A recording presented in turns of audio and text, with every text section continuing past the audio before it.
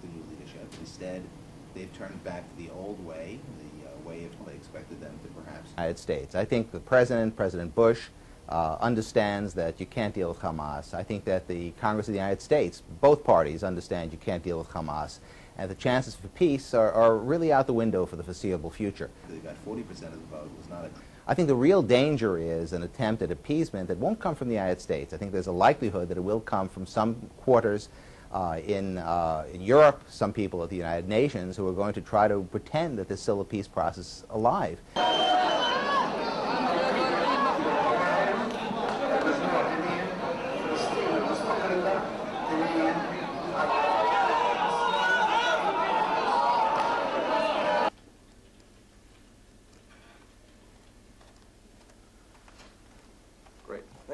This is an enormous story. It is an enormous story not only for Israel and the Palestinians, it is an enormous story for the Bush administration's overall foreign policy objective of promoting democracy. For editing purposes. Okay. Thank you. You did good questions.